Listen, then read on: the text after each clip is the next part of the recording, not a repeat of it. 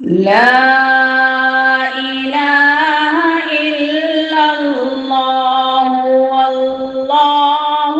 أكبر ولله الحمد ولله الحمد ولله الحمد بسم الله الرحمن الرحيم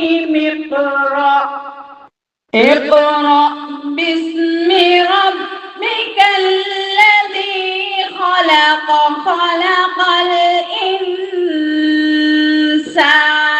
من علق